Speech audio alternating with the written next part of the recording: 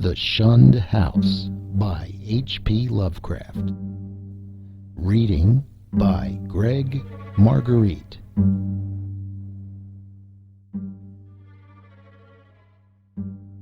From even the greatest horrors, irony is seldom absent. Sometimes it enters directly into the composition of the events, while sometimes it relates only to their fortuitous position among persons and places. The latter sort is splendidly exemplified by a case in the ancient city of Providence, where in the late '40s Edgar Allan Poe used to sojourn often during his unsuccessful wooing of the gifted poetess Mrs. Whitman. Poe generally stopped at the Mansion House in Benefit Street, the renamed Golden Ball Inn, whose roof has sheltered Washington, Jefferson, and Lafayette, and his favorite walk led northward along the same street to Mrs. Whitman's home and the neighboring hillside churchyard of St. John's, whose hidden expanse of 18th century gravestones had for him a peculiar fascination. Now, the irony is this: in this walk, so many times repeated, the world's greatest master of the terrible and the bizarre was obliged to pass a particular house on the eastern side of the street, a dingy, antiquated structure perched on the abruptly rising side hill, with a great unkempt yard dating from a time when the region was partly open country. It does not appear that he ever wrote or spoke of it, nor is there any evidence that he even noticed it. And yet that house, to the two persons in possession of certain information, equals or outranks in horror the wildest fantasy of the genius who so often passed it unknowingly, and stands starkly leering as a symbol of all that is unutterably hideous. The house was, and for that matter still is, a kind to attract the attention of the curious. Originally a farm or semi-farm building, it followed the average New England colonial lines of the middle 18th century, the prosperous peaked roof sort, with 2 stories and dormerless attic, and with the Georgian doorway and the interior paneling dictated by the progress of taste at that time. It faced south, with one gable end buried to the lower windows in the eastward rising hill, and the other exposed to the foundations toward the street. Its construction over a century and a half ago had followed the grading and straightening of the road in that especial vicinity, for Benefit Street, at first called Back Street, was laid out as a lane winding amongst the graveyards of the first settlers, and straightened only when the removal of the bodies to the north burial ground made it decently possible to cut through the old family plots. At the start, the western wall had lain some 20 feet up a precipitous lawn from the roadway, but a widening of the street at about the time of the Revolution sheared off most of the intervening space, exposing the foundations, so that a brick basement wall had to be made, giving a deep cellar a street frontage, with door and one window above ground, close to the new line of public travel. When the sidewalk was laid out a century ago, the last of the intervening space was removed, and Poe in his walks must have seen only a sheer ascent of dull gray brick, flush with the sidewalk, and surmounted at a height of 10 feet by the antique shingled bulk of the house proper. The farm-like ground extended back very deeply up the hill, almost to Wheaton Street. The space south of the house, abutting on Benefit Street, was of course greatly above the existing sidewalk level, forming a terrace bounded by a high bank wall of damp, mossy stone, pierced by a steep flight of narrow steps which led inward between canyon-like surfaces to the upper region of mangy lawn, roomy brick walls, and neglected gardens, whose dismantled cement urns, rusted kettles fallen from tripods of knotty sticks, and similar paraphernalia set off the weather-beaten front door with its broken fanlight, rotting Ionic pilasters, and wormy triangular pediment.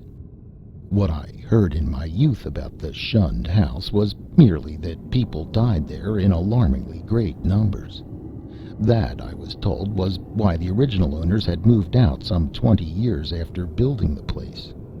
It was plainly unhealthy, perhaps because of the dampness and fungus growths in the cellar, the general sickish smell, the drafts of the hallways, or the quality of the well and pump water.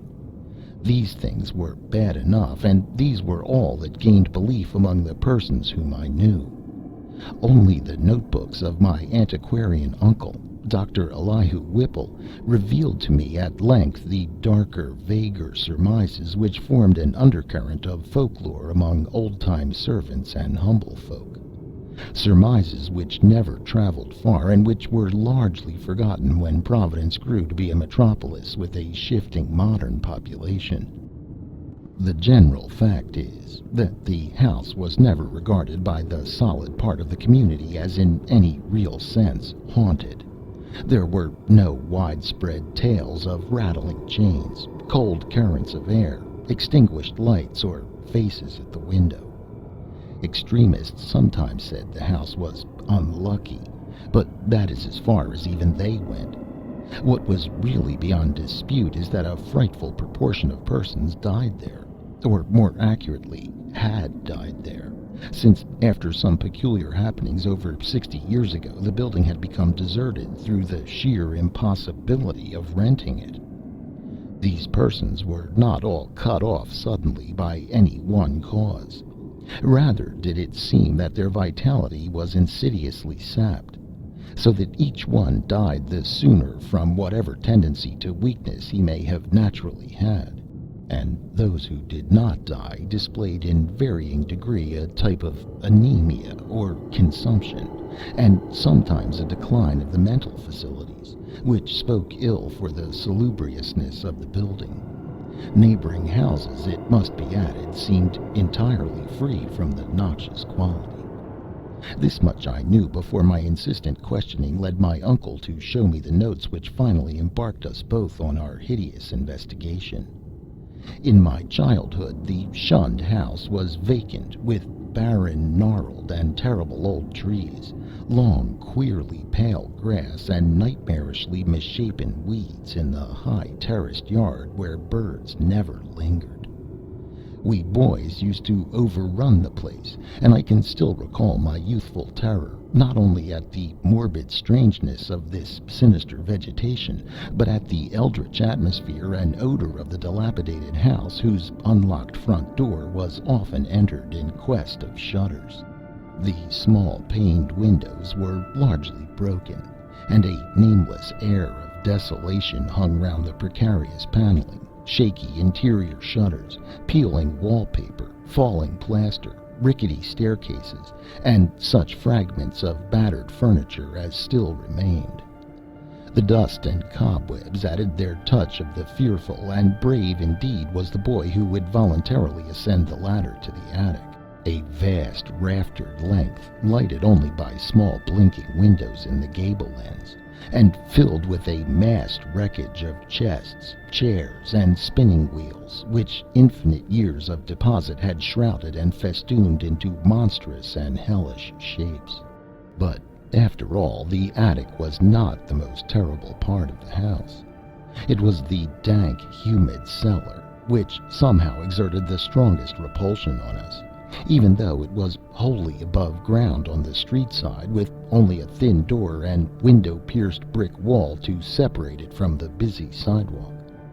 We scarcely knew whether to haunt it in spectral fascination or to shun it for the sake of our souls and our sanity. For one thing, the bad odor of the house was strongest there, and for another thing, we did not like the white fungus growths which occasionally sprang up in rainy summer weather from the hard earth floor. Those fungi, grotesquely like the vegetation in the yard outside, were truly horrible in their outlines, detestable parodies of toadstools and Indian pipes, whose like we had never seen in any other situation. They rotted quickly, and at one stage became slightly phosphorescent, so that nocturnal passers-by sometimes spoke of witch fires glowing behind the broken panes of the fetor-spreading windows. We never, even in our wildest Halloween moods, visited this cellar by night.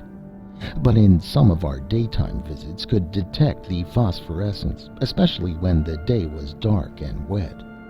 There was also a subtler thing we often thought we detected, a very strange thing which was, however, merely suggestive at most. I refer to a sort of cloudy, whitish pattern on the dirt floor, a vague shifting deposit of mold or niter which we sometimes thought we could trace amidst the sparse fungus growth near the huge fireplace of the basement kitchen. Once in a while it struck us that this patch bore an uncanny resemblance to a doubled-up human figure, though generally no such kinship existed, and often there was no whitish deposit whatever. On a certain rainy afternoon, when this illusion seemed phenomenally strong, and when, in addition, I had fancied I glimpsed a kind of thin, yellowish, shimmering exhalation rising from the nitrous pattern toward the yawning fireplace, I spoke to my uncle about the matter. He smiled at this odd conceit, but it seemed that his smile was tinged with reminiscence. Later I heard that a similar notion entered into some of the wild ancient tales of the common folk, a notion likewise alluding to ghoulish, wolfish shapes taken by smoke from the great chimney, and queer contours assumed by certain of the sinuous tree roots that thrust their way into the cellar through the loose foundation stones. Chapter 2. Not till my adult years did my uncle set before me the notes and data which he had collected concerning the Shunned House. Dr. Whipple was a sane, conservative physician of the old school, and for all his interest in the place was not eager to encourage young thoughts toward the abnormal. His own view, postulating simply a building and location of markedly unsanitary qualities, had nothing to do with abnormality. But he realized that the very picturesqueness which aroused his own interest would in a boy's fanciful mind take on all manner of gruesome imaginative associations. The doctor was a bachelor, a white-haired, clean-shaven, old-fashioned gentleman, and a local historian of note, who had often broken a lance with such controversial guardians of tradition as Sidney S. Ryder and Thomas W. Bicknell. He lived with one manservant in a Georgian homestead with knocker and iron-railed steps, balanced eerily on the steep ascent of North Court Street, beside the ancient brick court and colony house where his grandfather, a cousin of that celebrated privateersman Captain Whipple, who burnt His Majesty's armed schooner Gaspee in 1772, had voted in the legislature on May 4th, 1776, for the independence of the Rhode Island colony. Around him, in the damp, low-ceilinged library with the musty white paneling, heavy carved overmantel, and small-paned, vine-shaded windows, were the relics and records of his ancient family, among which were the many dubious allusions to the Shunned House in Benefit Street. That pest spot lies not far distant, for Benefit runs ledgewise just above the courthouse along the precipitous hill up which the first settlement climbed. When, in the end, my insistent pestering and maturing years evoked from my uncle the hoarded lore I sought, there lay before me a strange enough chronicle. Long-winded, statistical, and drearily genealogical as some of the matter was, there ran through it a continuous thread of brooding, tenacious horror and preternatural malevolence, which impressed me even more than it had impressed the good doctor. Separate events fitted together uncannily, and seemingly irrelevant details held mines of hideous possibilities. A new and burning curiosity grew in me, compared to which my boyish curiosity was feeble and inchoate. The first revelation led to an exhaustive research, and finally to that shuddering quest which proved so disastrous to myself and mine. For at the last my uncle insisted on joining the search I had commenced, and after a certain night in that house he did not come away with me. I am lonely without that gentle soul, whose long years were filled only with honor, virtue, good taste, benevolence, and learning. I have reared a marble urn to his memory in St. John's churchyard, the place that Poe loved, the hidden grove of giant willows on the hill, where tombs and headstones huddle quietly between the hoary bulk of the church and the houses and bank walls of Benefit Street. The history of the house, opening amidst a maze of dates, revealed no trace of the sinister, either about its construction or about the prosperous and honorable family who built it. Yet from the first, a taint of calamity, soon increased to boding significance, was apparent. My uncle's carefully compiled record began with the building of the structure in 1763, and followed the theme with an unusual amount of detail. The Shunned House, it seems, was first inhabited by William Harris and his wife Rhoby Dexter, with their children, Elkanah, born in 1755, Abigail, born in 1757, William Jr., born in 1759, and Ruth, born in 1761. Harris was a substantial merchant and seaman in the West India trade, connected with the firm of Obadiah Brown and his nephews. After Brown's death in 1761, the new firm of Nicholas Brown and Company made him master of the brig Prudence, Providence built, of 120 tons, thus enabling him to erect the new homestead he had desired ever since his marriage. The site he had chosen, a recently straightened part of the new and fashionable back street, which ran along the side of the hill above crowded Cheapside, was all that could be wished, and the building did justice to the location. It was the best that moderate means could afford, and Harris hastened to move in before the birth of a fifth child which the family expected. That child, a boy, came in December, but was stillborn, nor was any child to be born alive in that house for a century and a half. The next April, sickness occurred among the children, and Abigail and Ruth died before the month was over. Dr. Job Ives diagnosed the trouble as some infantile fever, though others declared it was more of a mere wasting away or decline. It seemed in any event to be contagious, for Hannah Bowden, one of the two servants, died of it in the following June. Eli Ledison, the other servant, constantly complained of weakness, and would have returned to his father's farm in Rehoboth but for a sudden attachment for Metabel Pierce, who was hired to succeed Hannah. He died the next year, a sad year indeed, since it marked the death of William Harris himself, enfeebled as he was by the climate of Martinique, where his occupation had kept him for considerable periods during the preceding decade. The widowed Rhoby Harris never recovered from the shock of her husband's death, and the passing of her firstborn, Elkanah, 2 years later, was the final blow to her reason. In 1768 she fell victim to a mild form of insanity, and was thereafter confined to the upper part of the house, her elder maiden sister, Mercy Dexter, having moved in to take charge of the family. Mercy was a plain, raw-boned woman of great strength, but her health visibly declined from the time of her advent.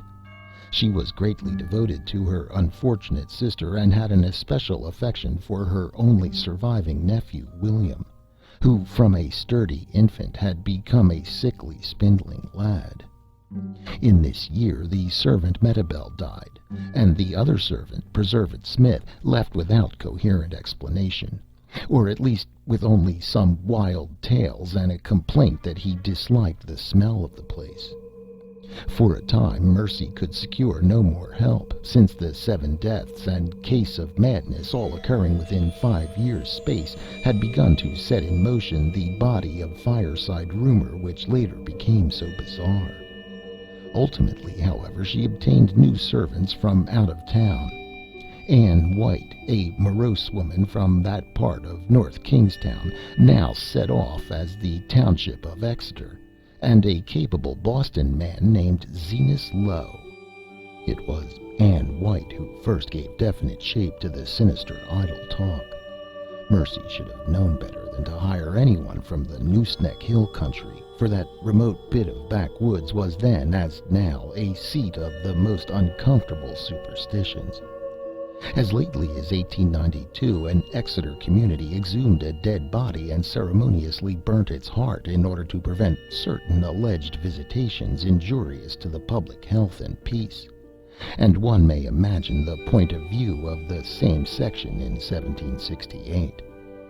Anne's tongue was perniciously active, and within a few months Mercy discharged her, filling her place with a faithful and amiable Amazon from Newport, Maria Robbins. Meanwhile, poor Rhoby Harris in her madness gave voice to dreams and imaginings of the most hideous sort. At times her screams became insupportable, and for long periods she would utter shrieking horrors which necessitated her son's temporary residence with his cousin, Peleg Harris, in Presbyterian Lane near the new college building. The boy would seem to improve after these visits, and had Mercy been as wise as she was well-meaning, she would have let him live permanently with Peleg. Just what Mrs. Harris cried out in her fits of violence, tradition hesitates to say, or rather presents such extravagant accounts that they nullify themselves through sheer absurdity. Certainly it sounds absurd to hear that a woman educated only in the rudiments of French often shouted for hours in a coarse and idiomatic form of that language, or that the same person, alone and guarded, complained wildly of a staring thing which bit and chewed at her. In 1772 the servant Zenas died, and when Mrs. Harris heard of it she laughed with a shocking delight utterly foreign to her. The next year she herself died, and was laid to rest in the North Burial Ground beside her husband. Upon the outbreak of trouble with Great Britain in 1775, William Harris, despite his scant 16 years and feeble constitution, managed to enlist in the Army of Observation under General Greene, and from that time on enjoyed a steady rise in health and prestige. In 1780, as a captain in the Rhode Island forces in New Jersey under Colonel Angell, he met and married Phoebe Hetfield of Elizabethtown, whom he brought to Providence upon his honorable discharge in the following year. The young soldier's return was not a thing of unmitigated happiness. The house, it is true, was still in good condition, and the street had been widened and changed in name from Back Street to Benefit Street. But Mercy Dexter's once robust frame had undergone a sad and curious decay, so that she was now a stooped and pathetic figure, with hollow voice and disconcerting pallor, qualities shared to a singular degree by the one remaining servant, Maria. In the autumn of 1782, Phoebe Harris gave birth to a stillborn daughter, and on the 15th of the next May, Mercy Dexter took leave of a useful, austere, and virtuous life. William Harris, at last thoroughly convinced of the radically unhealthful nature of his abode, now took steps toward quitting it and closing it forever. Securing temporary quarters for himself and his wife at the newly opened Golden Ball Inn, he arranged for the building of a new and finer house in Westminster Street, in the growing part of the town across the Great Bridge. There, in 1785, his son Dutee was born, and there the family dwelt till the encroachments of commerce drove them back across the river and over the hill to Angell Street in the newer East Side residence district, where the late Archer Harris built his sumptuous but hideous French-roofed mansion in 1876. William and Phoebe both succumbed to the yellow fever epidemic of 1797, but Dutee was brought up by his cousin Rathbone Harris, Peleg's son. Rathbone was a practical man, and rented the Benefit Street house despite William's wish to keep it vacant. He considered it an obligation to his ward to make the most of all the boy's property, nor did he concern himself with the deaths and illnesses which caused so many changes of tenants, or the steadily growing aversion with which the house was generally regarded. It is likely that he felt only vexation when in 1804 the town council ordered him to fumigate the place with sulphur, tar, and gum camphor, on account of the much discussed deaths of 4 persons, presumably caused by the then diminishing fever epidemic. They said the place had a febrile smell. Dutee himself thought little of the house, for he grew up to be a privateersman and served with distinction on the Vigilant under Captain Cahoon in the War of 1812. He returned unharmed, married in 1814, and became a father on that memorable night of September 23rd, 1815, when a great gale drove the waters of the bay over half the town, and floated a tall sloop well up Westminster Street, so that its masts almost tapped the Harris windows in symbolic affirmation that the new boy, Welcome, was a seaman's son. Welcome did not survive his father, but lived to perish gloriously at Fredericksburg in 1862. Neither he nor his son Archer knew of the Shunned House as other than a nuisance almost impossible to rent, perhaps on account of the mustiness and sickly odor of unkempt old age. Indeed, it never was rented after a series of deaths culminating in 1861, which the excitement of the war tended to throw into obscurity. Carrington Harris, last of the male line, knew it only as a deserted and somewhat picturesque center of legend until I told him my experience. He had meant to tear it down and build an apartment house on the site, but after my account decided to let it stand, install plumbing, and rent it. Nor has he yet had any difficulty in obtaining tenants.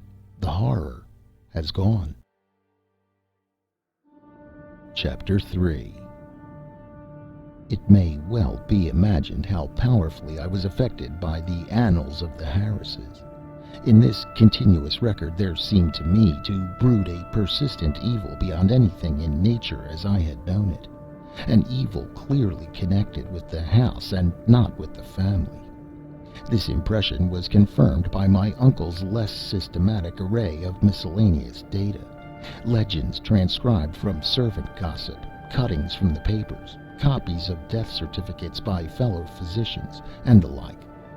All of this material I cannot hope to give, for my uncle was a tireless antiquarian and very deeply interested in the Shunned House. But I may refer to several dominant points which earn notice by their recurrence through many reports from diverse sources. For example, the servant gossip was practically unanimous in attributing to the fungus and malodorous cellar of the house a vast supremacy in evil influence. There had been servants, Anne White especially, who would not use the cellar kitchen, and at least 3 well-defined legends bore upon the queer quasi-human or diabolic outlines assumed by tree roots and patches of mold in that region. These latter narratives interested me profoundly on account of what I had seen in my boyhood, but I felt that most of the significance had in each case been largely obscured by additions from the common stock of local ghost lore. Anne White, with her Exeter superstition, had promulgated the most extravagant and at the same time most consistent tale, alleging that there must lie buried beneath the house one of those vampires, the dead who retain their bodily form and live on the blood or breath of the living, whose hideous legions send their preying shapes or spirits abroad by night. To destroy a vampire, one must, the grandmothers say, exhume it and burn its heart, or at least drive a stake through that organ. And Anne's dogged insistence on a search under the cellar had been prominent in bringing about her discharge. Her tales, however, commanded a wide audience, and were the more readily accepted because the house indeed stood on land once used for burial purposes. To me, their interest depended less on this circumstance than on the peculiarly appropriate way in which they dovetailed with certain other things. The complaint of the departing servant, Preserved Smith, who had preceded Anne and never heard of her, that something sucked his breath at night. The death certificates of the fever victims of 1804 issued by Dr. Chad Hopkins, and showing the 4 deceased persons all unaccountably lacking in blood. And the obscure passages of poor Rhoby Harris's ravings, where she complained of the sharp teeth of a glassy-eyed, half-visible presence. Free from unwarranted superstition though I am, these things produced in me an odd sensation, which was intensified by a pair of widely separated newspaper cuttings relating to deaths in the Shunned House. One from the Providence Gazette and Country Journal of April 12, 1815, and the other from the Daily Transcript and Chronicle of October 27, 1845. Each of which detailed an appallingly grisly circumstance whose duplication was remarkable. It seems that in both instances the dying person, in 1815 a gentle old lady named Stafford, and in 1845 a schoolteacher of middle age named Eleazar Durfee, became transfigured in a horrible way, glaring glassily and attempting to bite the throat of the attending physician. Even more puzzling, though, was the final case which put an end to the renting of the house. A series of anemia deaths, preceded by progressive madness, wherein the patient would craftily attempt the lives of his relatives by incisions in the neck or wrist. This was in 1860 and 1861, when my uncle had just begun his medical practice, and before leaving for the front he heard much of it from his elder professional colleagues. The really inexplicable thing was the way in which the victims, ignorant people, for the ill-smelling and widely shunned house could now be rented to no others, would babble maledictions in French, a language they could not possibly have studied to any extent. It made one think of poor Rhoby Harris nearly a century before, and so moved my uncle that he commenced collecting historical data on the house, after listening, sometime subsequent to his return from the war, to the first-hand accounts of Doctors Chase and Whitemarsh. Indeed, I could see that my uncle had thought deeply on the subject, and that he was glad of my own interest, an open-minded and sympathetic interest which enabled him to discuss with me matters at which others would merely have laughed. His fancy had not gone so far as mine, but he felt that the place was rare in its imaginative potentialities, and worthy of note as an inspiration in the field of the grotesque and macabre. For my part, I was disposed to take the whole subject with profound seriousness, and began at once not only to review the evidence, but to accumulate as much more as I could. I talked with the elderly Archer Harris, then owner of the house, many times before his death in 1916, and obtained from him and his still surviving maiden sister Alice an authentic corroboration of all the family data my uncle had collected. When, however, I asked them what connection with France or its language the house could have, they confessed themselves as frankly baffled and ignorant as I. Archer knew nothing, and all that Miss Harris could say was that an old allusion her grandfather, Duty Harris, had heard of might have shed a little light. The old seaman who had survived his son Welcome's death in battle by 2 years had not himself known the legend, but recalled that his earliest nurse, the ancient Maria Robbins, seemed darkly aware of something that might have lent a weird significance to the French raving of Rhoby Harris, which she had so often heard during the last days of that hapless woman. Maria had been at the Shunned House from 1769 till the removal of the family in 1783, and had seen Mercy Dexter die.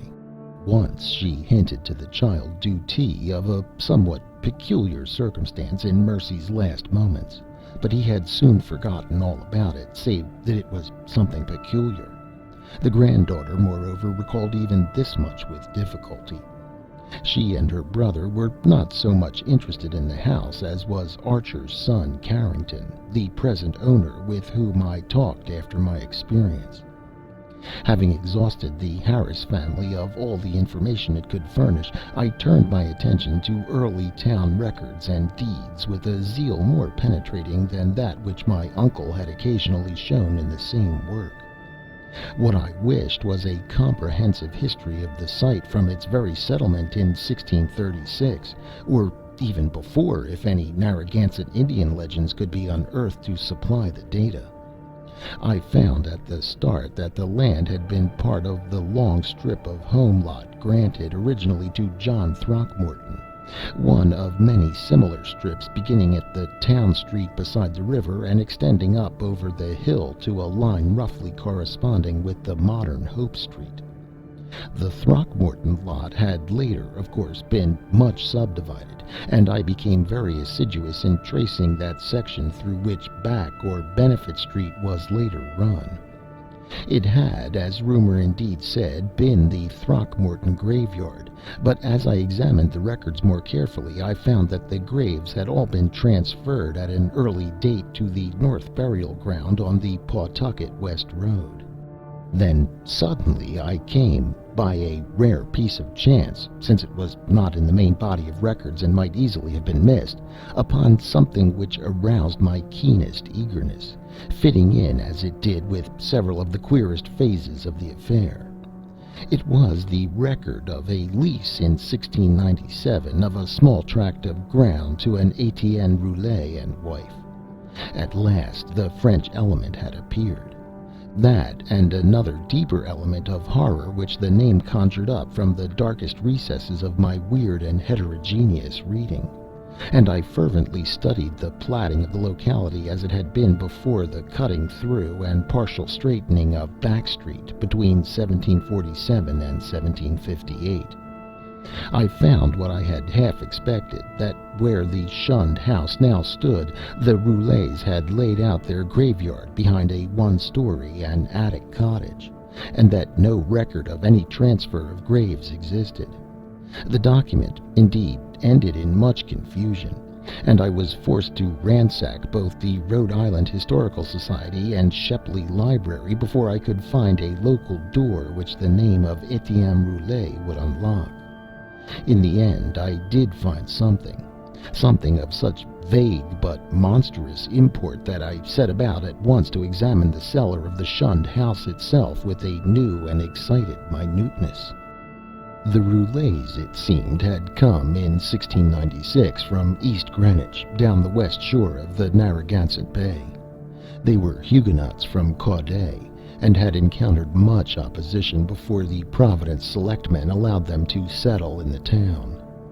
Unpopularity had dogged them in East Greenwich, whither they had come in 1686, after the revocation of the Edict of Nantes. The rumor said that the cause of dislike extended beyond mere racial and national prejudice, or the land disputes which involve other French settlers with the English in rivalries which not even Governor Andros could quell. But their ardent Protestantism, too ardent some whispered, and their evident distress when virtually driven from the village down the bay had moved the sympathy of the town fathers. Here the strangers had been granted a haven, and the swarthy Etienne Roulet, less apt at agriculture than at reading queer books and drawing queer diagrams, was given a clerical post in the warehouse at Pardon Tillinghast's wharf, far south in Town Street. There had, however, been a riot of some sort later on, perhaps 40 years later, after old Roulet's death, and no one seems to hear of the family after that. For a century and more it appeared the Roulets had been well remembered, and frequently discussed as vivid incidents in the quiet life of a New England seaport. Etienne's son, Paul, a surly fellow, whose erratic conduct had probably provoked the riot which wiped out the family, was particularly a source of speculation. And though Providence never shared the witchcraft panics of her Puritan neighbors, it was freely intimated by old wives that his prayers were neither uttered at the proper time nor directed toward the proper object. All this had undoubtedly formed the basis of the legend known by old Maria Robbins. What relation it had to the French ravings of Rhodey Harris and other inhabitants of the Shunned House, imagination or future discovery alone could determine. I wondered how many of those who had known the legends realized that additional link with the terrible which my wider reading had given me. That ominous item in the annals of morbid horror which tells of the creature Jacques Roulet, of Caudet, who in 1598 was condemned to death as a demoniac, but afterwards saved from the stake by the Paris Parliament and shut in a madhouse. He had been found covered with blood and shreds of flesh in a wood shortly after the killing and rending of a boy by a pair of wolves. One wolf was seen to lope away unhurt. Surely a pretty hearthside tale, with a queer significance as to name and place, but I decided that the Providence gossips could not have generally known of it. Had they known, the coincidence of names would have brought some drastic and frightened action. Indeed, might not its limited whispering have precipitated the final riot which erased the roulets from the town? I now visited the accursed place with increased frequency, studying the unwholesome vegetation of the garden, examining all the walls of the building, and poring over every inch of the earthen cellar floor. Finally, with Carrington Harris's permission, I fitted a key to the discussed door opening from the cellar directly upon Benefit Street, preferring to have a more immediate access to the outside world than the dark stairs, ground floor hall, and front door could give. There, where morbidity lurked most thickly, I searched and poked during long afternoons when the sunlight filtered in through the cobwebbed above-ground windows, and a sense of security glowed from the unlocked door which placed me only a few feet from the placid sidewalk outside. Nothing new rewarded my efforts, only the same depressing mustiness and faint suggestions of noxious odors and nitrous outlines on the floor, and I fancy that many pedestrians must have watched me curiously through the broken panes. At length, upon a suggestion of my uncle's, I decided to try the spot nocturnally, and one stormy midnight ran the beams of an electric torch over the moldy floor with its uncanny shapes and distorted half-phosphorescent fungi.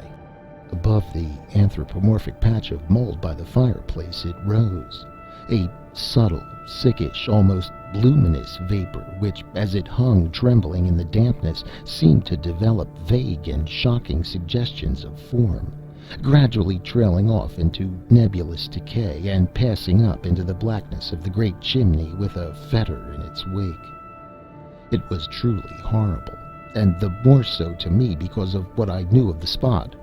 Refusing to flee, I watched it fade, and as I watched, I felt that it was in turn watching me greedily, with eyes more imaginable than visible. When I told my uncle about it, he was greatly aroused, and after a tense hour of reflection arrived at a definite and drastic decision.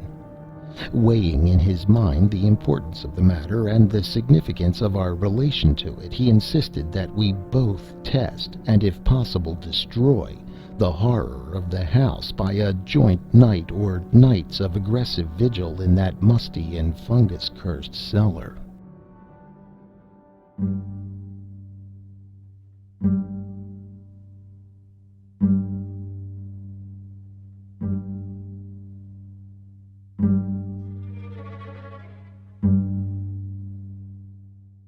Chapter 4. On Wednesday, June 25th, 1919, after a proper notification of Carrington Harris, which did not include surmises as to what we expected to find, my uncle and I conveyed to the Shunned House 2 camp chairs and a folding camp cot, together with some scientific mechanism of greater weight and intricacy. These we placed in the cellar during the day, screening the windows with paper and planning to return in the evening for our first vigil. We had locked the door from the cellar to the ground floor, and having a key to the outside cellar door, were prepared to leave our expensive and delicate apparatus, which we had obtained secretly and at great cost, as many days as our vigils might be protracted. It was our design to sit up together till very late, and then watch singly till dawn in 2-hour stretches, myself first and then my companion, the inactive member resting on the cot. The natural leadership with which my uncle procured the instruments from the laboratories of Brown University and the Cranston Street Armory, and instinctively assumed direction of our venture, was a marvelous commentary on the potential vitality and resilience of a man of 81. Elihu Whipple had lived according to the hygienic laws he had preached as a physician, and but for what happened later would be here in full vigor today. Only two persons suspected what did happen: Carrington Harris and myself. I had to tell Harris because he owned the house and deserved to know what had gone out of it. Then, too, we had spoken to him in advance of our quest, and I felt after my uncle's going that he would understand and assist me in some vitally necessary public explanations. He turned very pale, but agreed to help me, and decided that it would now be safe to rent the house.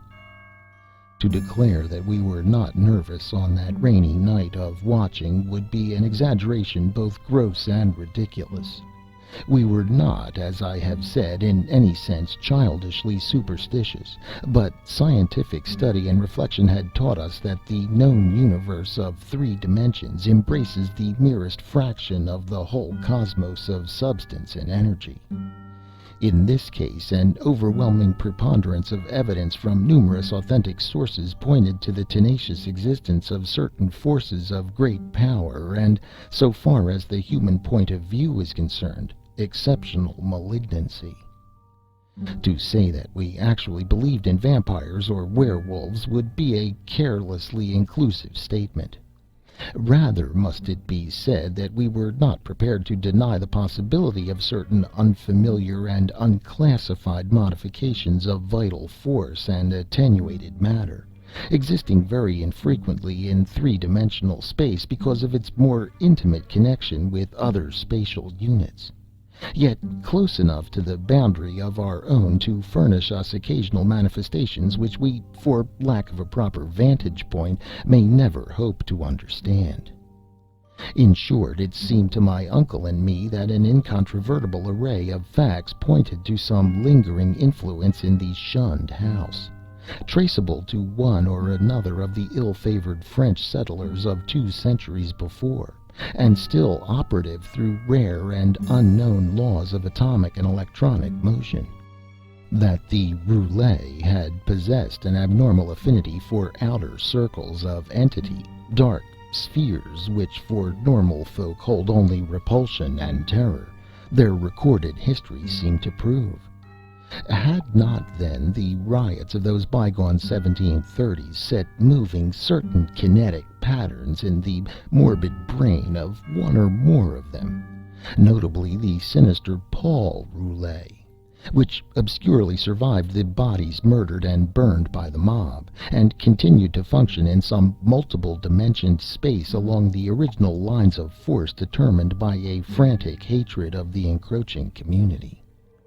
Such a thing was surely not a physical or biochemical impossibility in the light of a newer science which includes the theories of relativity and intra-atomic action.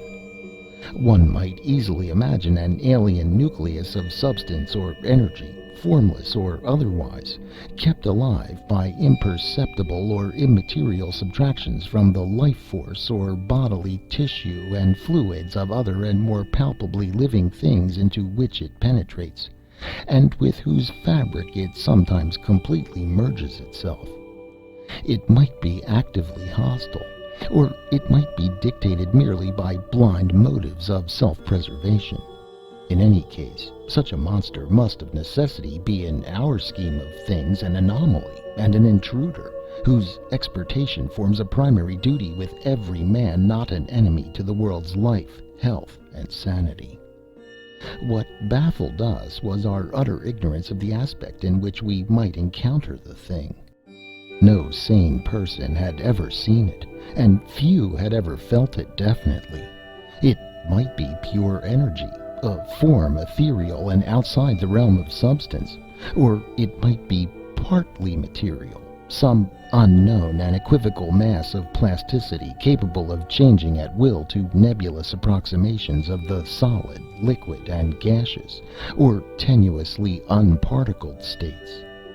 The anthropomorphic patch of mold on the floor, the form of the yellowish vapor, and the curvature of the tree roots in some of the old tales all argued at least a remote and reminiscent connection with the human shape. But how representative or permanent that similarity might be, none could say with any kind of certainty. We had devised two weapons to fight it. A large and specially fitted Crookes tube, operated by powerful storage batteries and provided with peculiar screens and reflectors, in case it proved intangible and opposable only by vigorously destructive ether radiations. And a pair of military flamethrowers of the sort used in the World War, in case it proved partly material and susceptible of mechanical destruction. For, like the superstitious Exeter rustics, we were prepared to burn the thing's heart out, if heart existed to burn. All this aggressive mechanism we set in the cellar in positions carefully arranged with reference to the cot and chairs and to the spot before the fireplace where the mold had taken strange shapes. That suggestive patch, by the way, was only faintly visible when we placed our furniture and instruments, and when we returned that evening for the actual vigil. For a moment I half doubted that I had ever seen it in the more definitely limbed form. But then I thought of the legends. Our cellar vigil began at 10 p.m., daylight savings time, and as it continued, we found no promise of pertinent developments. A weak filtered glow from the rain-harassed street lamps outside, and a feeble phosphorescence from the detestable fungi within, showed the dripping stone of the walls from which all traces of whitewash had vanished.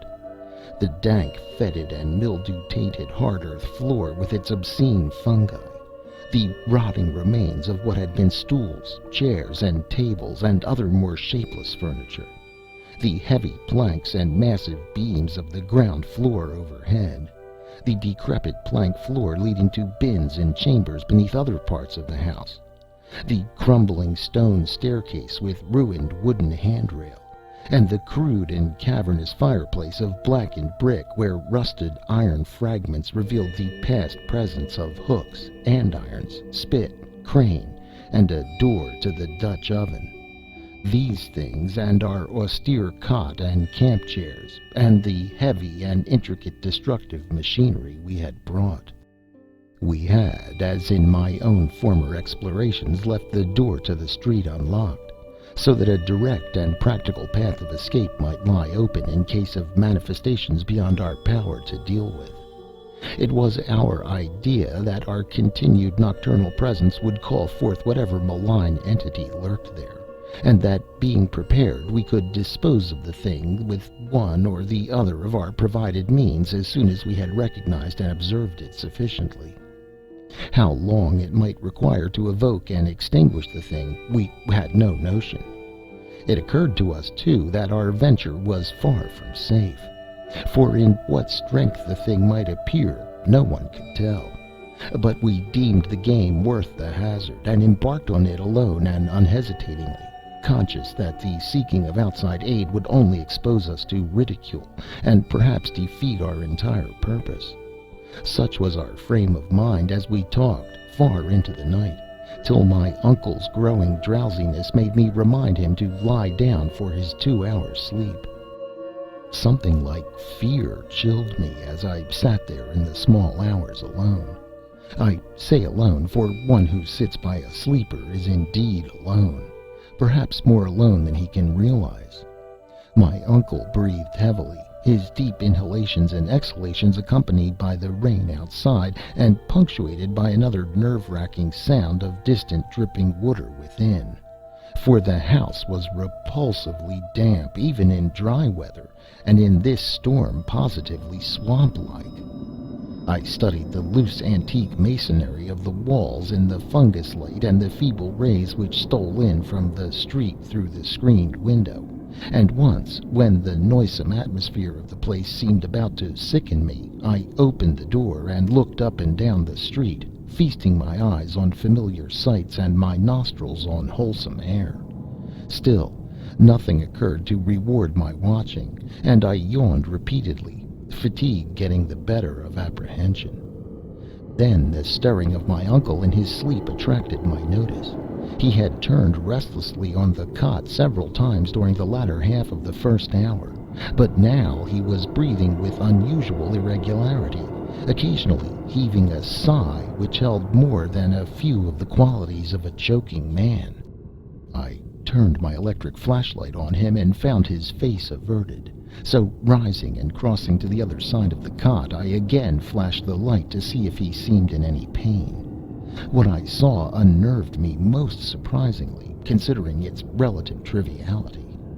It must have been merely the association of any odd circumstance with the sinister nature of our location and mission, for surely the circumstance was not in itself frightful or unnatural. It was merely that my uncle's facial expression, disturbed no doubt by the strange dreams which our situation prompted, betrayed considerable agitation, and seemed not at all characteristic of him. His habitual expression was one of kindly and well-bred calm, whereas now a variety of emotions seemed struggling within him. I think on the whole that it was this variety which chiefly disturbed me. My uncle, as he gasped and tossed in increasing perturbation, and with eyes that now had started open, seemed not one but many men, and suggested a curious quality of alienage from himself.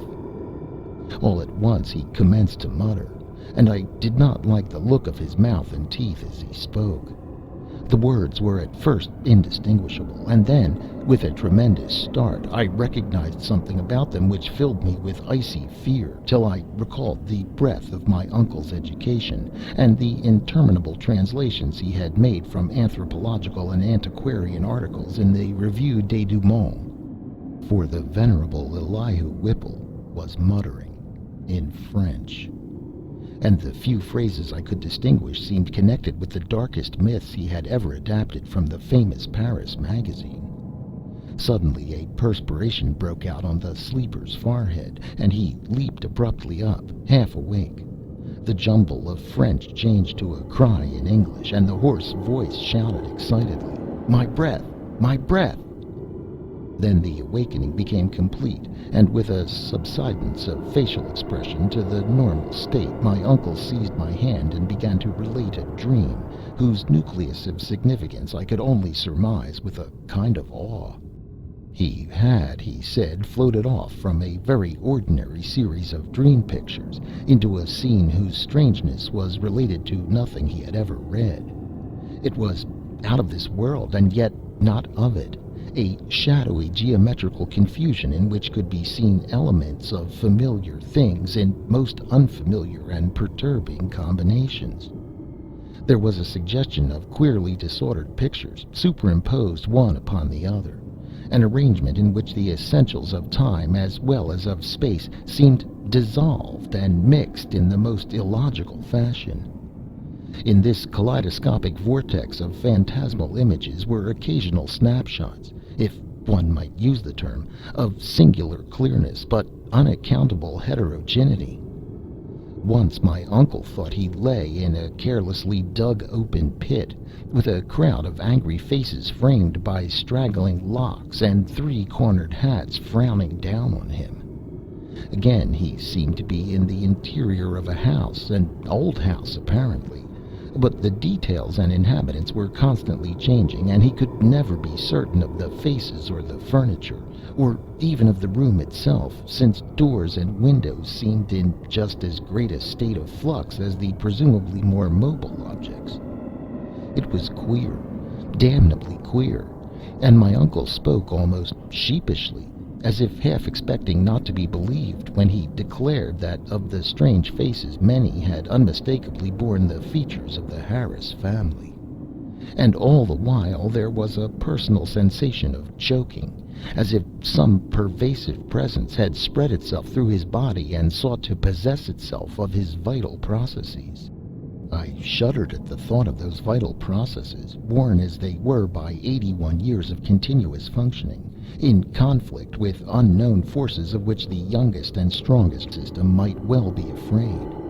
But in another moment reflected that dreams are only dreams, and that these uncomfortable visions could be, at most, no more than my uncle's reaction to the investigations and expectations which had lately filled our minds to the exclusion of all else. Conversation also soon tended to dispel my sense of strangeness, and in time I yielded to my yawns and took my turn at slumber. My uncle seemed now very wakeful, and welcomed his period of watching, even though the nightmare had aroused him far ahead of his allotted 2 hours. Sleep seized me quickly, and I was at once haunted with dreams of the most disturbing kind. I felt in my visions a cosmic and abysmal loneliness, with hostility surging from all sides upon some prison where I lay confined.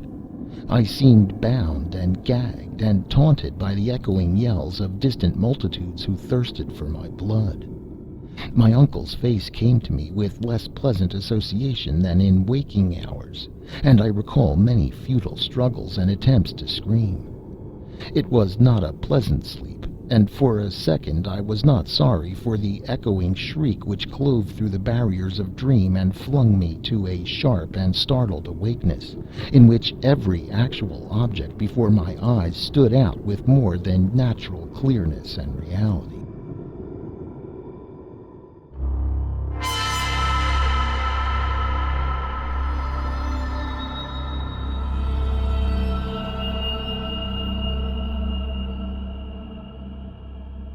Chapter 5. I had been lying with my face away from my uncle's chair, so that in this sudden flash of awakening I saw only the door to the street, the window, and the wall and floor and ceiling toward the north of the room, all photographed with morbid vividness on my brain, in a light brighter than the glow of the fungi or the rays from the street outside. It was not a strong or even a fairly strong light, certainly not nearly strong enough to read an average book by, but it cast a shadow of myself and the cot on the floor, and had a yellowish penetrating force that hinted at things more potent than luminosity. This I perceived with unhealthy sharpness, despite the fact that 2 of my other senses were violently assailed, for on my ears rang the reverberations of that shocking scream, while my nostrils revolted at the stench which filled the place. My mind, as alert as my senses, recognized the gravely unusual, and almost automatically I leaped up and turned about to grasp the destructive instruments which we had left trained on the moldy spot before the fireplace. As I turned, I dreaded what I was to see, for the scream had been in my uncle's voice, and I knew not against what menace I should have to defend him and myself. Yet, after all, the sight was worse than I had dreaded. There are horrors beyond horrors, and this was one of those nuclei of all dreamable hideousness which the cosmos saves to blast an accursed and unhappy few. Out of the fungus-ridden earth steamed up a vaporous corpse-light, yellow and diseased, which bubbled and lapped to a gigantic height in vague outlines, half human and half monstrous, through which I could see the chimney and fireplace beyond. It was all eyes, wolfish and mocking, and the rugose insect-like head dissolved at the top to a thin stream of mist which curled putridly about and finally vanished up the chimney. I say that I saw this thing, but it is only in conscious retrospection that I ever definitely traced its damnable approach to form. At the time it was to me only a seething, dimly phosphorescent cloud of funginous loathsomeness, enveloping and dissolving to an abhorrent plasticity the one object on which all my attention was focused. That object was my uncle, the venerable Elihu Whipple, who, with blackening and decaying features, leered and gibbered at me, and reached out dripping claws to rend me in the fury which this horror had brought. It was a sense of routine which kept me from going mad. I had drilled myself in preparation for the crucial moment, and blind training saved me. Recognizing the bubbling evil as no substance reachable by matter or material chemistry, and therefore ignoring the flamethrower which loomed on my left, I threw on the current of the Crookes tube apparatus and focused toward that scene of immortal blasphemousness, the strongest ether radiations which man's art can arouse from the spaces and fluids of nature. There was a bluish haze and a frenzied sputtering, and the yellowish phosphorescence grew dimmer to my eyes. But I saw the dimness was only that of contrast, and that the waves from the machine had no effect whatsoever. Then, in the midst of that demoniac spectacle, I saw fresh horror which brought cries to my lips and sent me fumbling and staggering toward that unlocked door to the quiet street, careless of what abnormal terrors I loosed upon the world, or what thoughts or judgments of men I brought down upon my head. In that dim blend of blue and yellow, the form of my uncle had commenced a nauseous liquefaction, whose essence excludes all description, and in which there played across his vanishing face such changes of identity as only madness can conceive. He was at once a devil and a multitude, a charnel house and a pageant, lit by the mixed and uncertain beams. That gelatinous face assumed a dozen, a score, 100 aspects, grinning as it sank to the ground on a body that melted like tallow, in the caricatured likeness of legions strange and yet not strange. I saw the features of the Harris line, masculine and feminine, adult and infantile, and other features, old and young, coarse and refined, familiar and unfamiliar. For a second there flashed a degraded counterfeit of a miniature of poor mad Rhoby Harris that I had seen in the School of Design Museum, and another time I thought I caught the raw-boned image of Mercy Dexter as I recalled her from a painting in Carrington Harris's house. It was frightful beyond conception. Toward the last, when a curious blend of servant and baby visages flickered close to the fungus floor where a pool of greenish grease was spreading, it seemed as though the shifting features fought against themselves and strove to form contours like those of my uncle's kindly face. I liked to think that he existed at that moment, and that he tried to bid me farewell. It seems to me I hiccuped a farewell from my own parched throat as I lurched out into the street, a thin stream of grease following me through the door to the rain-drenched sidewalk. The rest is shadowy and monstrous. There was no one in the soaking street, and in all the world there was no one I dared tell. I walked aimlessly south past College Hill and the Athenaeum, down Hopkins Street and over the bridge to the business section, where tall buildings seemed to guard me as modern material things guard the world from ancient and unwholesome wonder. Then gray dawn unfolded wetly from the east, silhouetting the archaic hill and its venerable steeples, and beckoning me to the place where my terrible work was still unfinished. And in the end I went, wet, hatless, and dazed in the morning light, and entered that awful door in Benefit Street where I had left ajar, and which still swung cryptically in full sight of the early householders to whom I dared not speak. The grease was gone, for the moldy floor was porous, and in front of the fireplace was no vestige of the giant doubled-up form traced in nitre. I looked at the cot, the chairs, the instruments, my neglected hat, and the yellowed straw hat of my uncle. Dazedness was uppermost, and I could scarcely recall what was dream and what was reality. Then thought trickled back, and I knew that I had witnessed things more horrible than I had dreamed. Sitting down, I tried to conjecture as nearly as sanity would let me just what happened, and how I might end the horror, if indeed it had been real. Matter, it seemed, not to be, nor ether, nor anything else conceivable by mortal mind. What, then, but some exotic emanation, some vampirish vapor such as Exeter rustics tell of as lurking over certain churchyards? This I felt was the clue, and again I looked at the floor before the fireplace, where the mold and niter had taken strange forms. In 10 minutes my mind was made up, and taking my hat I set out for home, where I bathed, ate, and gave by telephone an order for a pickaxe, a spade, a military gas mask, and 6 carboys of sulfuric acid, all to be delivered the next morning at the cellar door of the Shunned House in Benefit Street. After that I tried to sleep, and failing, passed the hours in reading and in the composition of inane verses to counteract my mood. At 11 a.m. the next day I commenced digging. It was sunny weather, and I was glad of that. I was still alone, for as much as I feared the unknown horror I sought, there was more fear in the thought of telling anybody. Later I told Harris, only through sheer necessity, and because he had heard odd tales from old people which disposed him ever so little toward belief. As I turned up the stinking black earth in front of the fireplace, my spade causing a viscous yellow ichor to ooze from the white fungi which it severed, I trembled at the dubious thoughts of what I might uncover.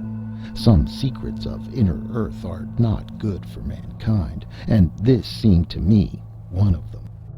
My hand shook perceptibly, but still I delved, after a while standing in the large hole I had made.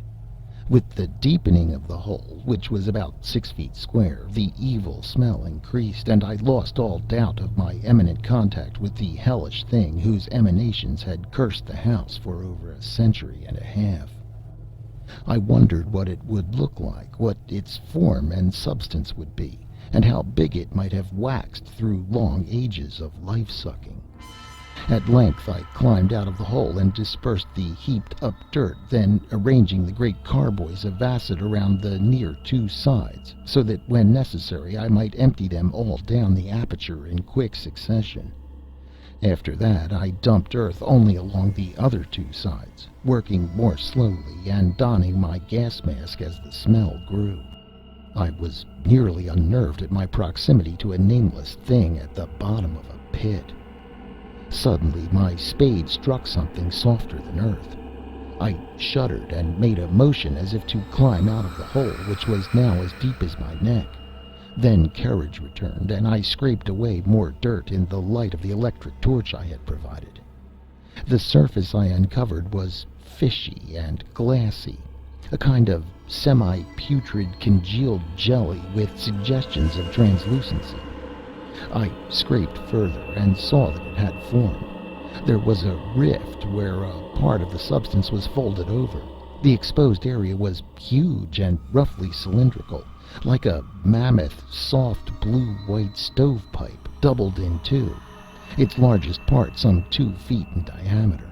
Still more I scraped, and then abruptly I leaped out of the hole and away from the filthy thing, frantically unstopping and tilting the heavy carboys and precipitating their corrosive contents one after another down that charnel gulf, and upon the unthinkable abnormality whose Titan elbow I had seen.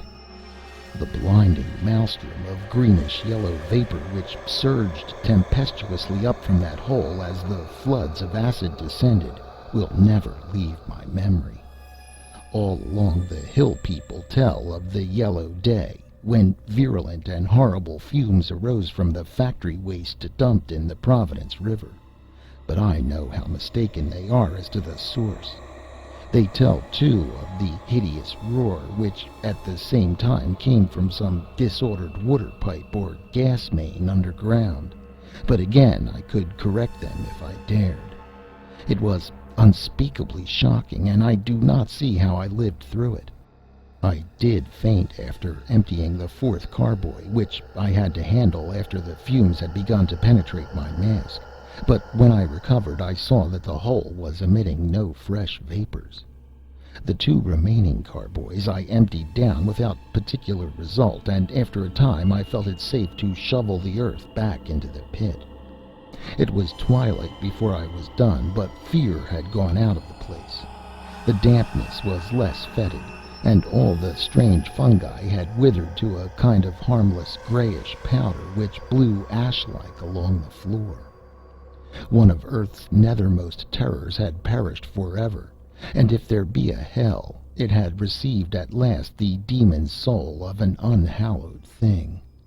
And as I patted down the last spadeful of mold, I shed the first of the many tears with which I have paid unaffected tribute to my beloved uncle's memory. The next spring, no more pale grass and strange weeds came up in the Shunned House's terraced garden, and shortly afterward Carrington Harris rented the place. It is still spectral, but its strangeness fascinates me, and I shall find mixed with relief a queer regret when it is torn down to make way for a tawdry shop or vulgar apartment building. The barren old trees in the yard have begun to bear small sweet apples, and last year the birds nested in the gnarled boughs.